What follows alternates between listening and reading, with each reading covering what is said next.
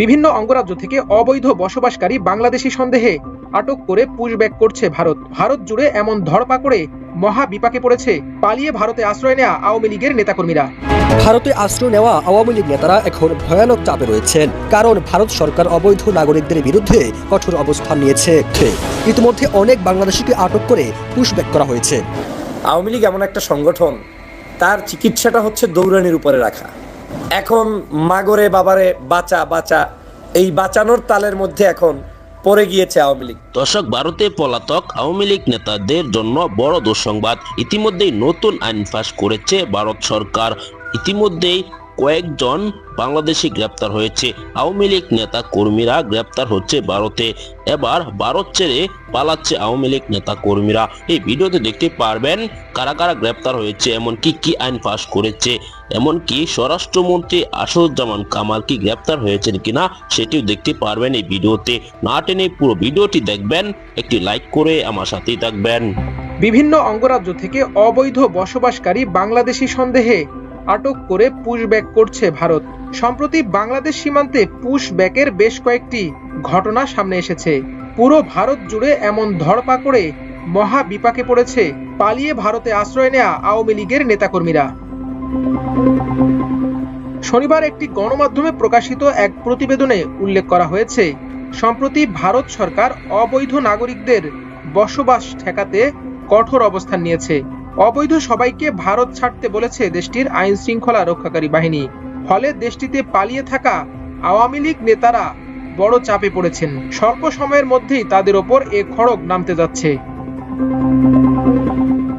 ওই প্রতিবেদন সূত্রে জানা গেছে, নিরাপদ আশ্রয় খুঁজে নিতে ভারতের আইন শৃঙ্খলা রক্ষাকারী বাহিনী আওয়ামী লীগ নেতাকর্মীদের আরো 2-3 মাস সময় দিতে চায়।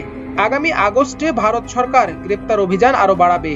2024-এর 5 আগস্ট ছাত্র জনতার গণ অভ্যুত্থানে পতন ঘটে স্বৈরাচার আওয়ামী লীগ সরকারের। ওই দিন নিজের ঘনিষ্ঠ কয়েকজনকে সাথে নিয়ে পালিয়ে ভারতে আশ্রয় নেন পতিত সরকারের প্রধান শেখ হাসিনা। এরপর রাতের আধার সহ বিভিন্ন সময়ে নানা অসাধু মহলে তদবির করে সীমান্ত পেরিয়ে ভারতে পালিয়ে যায় আওয়ামী লীগ ও এর অঙ্গ ও সহযোগী সংগঠনের অনেক নেতাকর্মী। পশ্চিমবঙ্গ, ত্রিপুরা, অরুণাচল, মেঘালয় সহ ভারতের আরো বেশ কয়েকটি রাজ্যে ক্ষমতাচ্যুত আওয়ামী লীগের পলাতক নেতারা আশ্রয় নিয়েছেন। দেশ ছেড়ে পালানোর পর 9 মাসেরও বেশি সময় নিরাপদে বসবাস করলেও অবৈধ নাগরিকদের বসবাস ঠেকাতে ভারত সরকারের অবস্থান আওয়ামী লীগ নেতাদের ভেতরে দুশ্চিন্তা বাড়িয়ে দিয়েছে। এদিকে গত 10 মে বিচার শেষ না হওয়া পর্যন্ত আওয়ামী লীগ ও এর সকল অঙ্গ ও সহযোগী সংগঠন ও ভাতৃপ্রতিম সংগঠনের সব কার্যক্রম নিষিদ্ধ করেছে অন্তর্বর্তী সরকার। এ অবস্থায় দলটির পালিয়ে যাওয়া নেতাকর্মীদের দেশে ফেরা হয়ে পড়েছে আরো অনিশ্চিত। ভারতের আইন শৃঙ্খলা বাহিনী আশ্রয় নেয়া অবৈধ সবাইকে ভারত ছাড়তে বলেছে। বাংলাদেশে ফেরার নিরাপত্তা ঝুঁকি থাকলে অন্য দেশে আশ্রয় নিতে পরামর্শ দেওয়া হয়েছে বলেও পলাতক আওয়ামী লীগ নেতারা জানিয়েছেন। দেশটিতে আশ্রয় নেয়া আওয়ামী লীগের একাধিক কেন্দ্রীয় নেতার বরাতে ওই প্রতিবেদনে বলা হয়েছে, দেশে ফেরার মতো পরিস্থিতি এখনো সৃষ্টি হয়নি, জীবনের ঝুঁকি কাটেনি, ফলে ভারত ছাড়া তাদের জন্য বেশ বিপদের। এরই মধ্যে প্রায় 50 জন বড় নেতা ভারত ছেড়ে আমেরিকা, ইউরোপে চলে গেছেন। বাকিরাও চেষ্টা করছেন পশ্চিমা কোনো দেশে পাড়ি জমানোর। তবে দেশে ফেরার সাহস দেখাতে পারছেন না কোনো নেতা। ভারতে পলাতক আওয়ামী লীগের কেন্দ্রীয় কার্যনির্বাহী সংসদের গুরুত্বপূর্ণ পদে থাকা কয়েকজন নেতার বরাতে ওই প্রতিবেদনে বলা হয়, ভারত ছাড়ার চাপ দলটির নেতাদের ভেতরে নতুন উদ্বেগের জন্ম দিয়েছে। নেতাদের ভেতরে নিরাপত্তাহীনতাও দেখা দিয়েছে। পলাতক নেতাদের ভাষ্য, দেশে ফেরার পরিস্থিতি এখনো হয়নি। ওই প্রতিবেদনে উল্লেখ করা হয়েছে, আওয়ামী লীগের কেন্দ্রীয় নেতা, দলীয় সাবেক এমপি, মন্ত্রী, প্রতিমন্ত্রী, সহযোগী সংগঠন ও জেলা উপজেলা পর্যায়ের বিভিন্ন পর্যায়ের মিলিয়ে প্রায় 1,43,000 নেতা ভারতের বিভিন্ন রাজ্যে আশ্রয় নিয়েছেন। সরকারি উচ্চপদস্থ কর্মকর্তারাও ভারতে পালিয়ে গেছেন। এ পরিস্থিতিতে ভারত ছাড়ার চাপ সবার ভেতরে অনিশ্চয়তার জন্ম দিয়েছে। রাজ্যে পালানোর জন্য বিভিন্ন জায়গায় যোগাযোগ করছে মানুষের সাথে। দ্বিমতের আওয়ামী লীগের বিরোধী বিভিন্ন সংগঠনের সাথেও তারা ইতিমধ্যেই যোগাযোগ করা শুরু করেছে বলে আমার কাছে তথ্য আসছে। এক বাক্যে তাদের এখন দৌড়ানি শুরু হয়ে গিয়েছে, যেটা আমি দীর্ঘ প্রায় 6 মাস পর্যন্ত প্রতিদিন বলতেছিলাম যার জন্য যে চিকিৎসা, সেই চিকিৎসা না দিলে আসলে সেই জায়গায় সুন্দর কোনো কিছু আশা করা যায় না। আওয়ামী লীগ এমন একটা সংগঠন, তার চিকিৎসাটা হচ্ছে দৌড়ানির উপরে রাখা। যে ব্যক্তি মুগুর দিয়ে দল চালিয়েছে, মুগুর দিয়ে মানুষকে দমন করেছে, সেই ব্যক্তিকে আপনি মুগুর দিয়েই প্রতিহত করতে হবে। আপনি মুগুরের জায়গায় ভালোবেসে তাকে চকলেট দিবেন, খাবার দিবেন, ভালোবাসবেন, এত ভালোবাসা নেওয়ার মতো ক্যাপাসিটি এই আওয়ামী লীগের বাংলাদেশে হয় নাই। তো যে কারণে আজকের ভালো লাগছে যে গতকালকে থেকে আজ পর্যন্ত ফুসফাস বন্ধ হয়ে গিয়েছে। তারা ইতিমধ্যেই বিভিন্ন জায়গায় দৌড়ানিতে ব্যস্ত। এখন মাগরে বাবারে বাঁচা বাঁচা, এই বাঁচানোর তালের মধ্যে এখন পড়ে গিয়েছে আওয়ামী লীগ।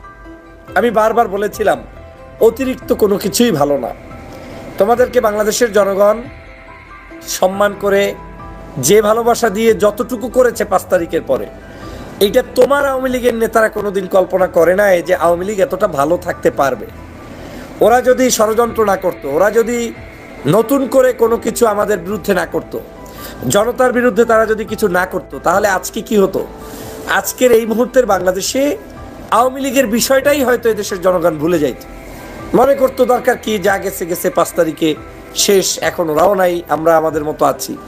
কিন্তু চিন্তা করে দেখেন, দলটা বাংলাদেশ থেকে খুন করে পালাইলো, দলটা বাংলাদেশ থেকে মানুষদেরকে ধ্বংস করে শেষ করে পালাইলো। এই দলটা বাংলাদেশের আবার জনগণের বিরুদ্ধে যা ইচ্ছা তা বিভিন্ন জায়গায় বলে বেড়াচ্ছে, জনগণকে বিভ্রান্ত করছে, জনগণকে নতুন করে আবার হুমকি ধামকি দিচ্ছে। গতকালকে শুনলাম যে শেখ হাসিনা বলছে যে আবু সাইদের যে মৃত্যু, এটা নিয়ে তার সন্দেহ, এটা নাকি এআই থেকে বানানো। আবার শেখ হাসিনা বলছে ছাত্র জনতা, তোমাদেরকে ভুল মেসেজ দেওয়া হচ্ছে। এই যে চরম একটি মিথ্যাবাজ, এই অতিরিক্ত মিথ্যাবাজি আজকে ধরা খেয়েছে। প্রিয় দর্শক, শেখ হাসিনা যখন বাংলাদেশ ছেড়ে ভারতে পালিয়ে যায়, তারপর থেকে কিন্তু আমরা দেখে আসছি যত আওয়ামী লীগ নেতা কর্মীরা পালিয়ে যায়, তারা কিন্তু সকলেই ভারতেই পালিয়ে যায়। আওয়ামী লীগের অনেক সিনিয়র এমপি মন্ত্রী, এমনকি ছাত্রলীগের অনেক নেতা কর্মী ভারতে পলাতক অবস্থায় আছে। তারা কিন্তু অবৈধভাবে আছে ভারতে। সেজন্যই এবার ভারত সরকার নতুন আইন পাশ করেছে। তারা বাংলাদেশের এমনকি বিশ্বের কোনো অবৈধদের থাকতে দিবে না ভারতে। ইতিমধ্যে এই আইন পাশ করায় ভারত ছেড়ে পালাচ্ছে আওয়ামী লীগ নেতা কর্মীরা। এবার দৌড়ের উপর আছে আওয়ামী লীগ নেতা কর্মীরা, কিন্তু বাংলাদেশে তারা কিছুতে আসতে পারবে না। বাংলাদেশের ভিসা তাদের কিন্তু বাতিল করা হয়েছে, অন্য কোনো দেশেও যেতে পারবে না, কেননা তারা সে দেশে অবৈধভাবে আছে। এবার চরম বিপদে পড়েছে আওয়ামী লীগ নেতা কর্মীরা। ইতিমধ্যে এ বিষয়ে একটি প্রতিবেদন আপনারা দেখেছেন। আপনার কি মতামত জানাবেন? এই আইন পাশ করে ভারত কি ঠিক করেছে নাকি ভুল করেছে? অবশ্যই আপনার মতামতটি জানাবেন। আসসালামু আলাইকুম।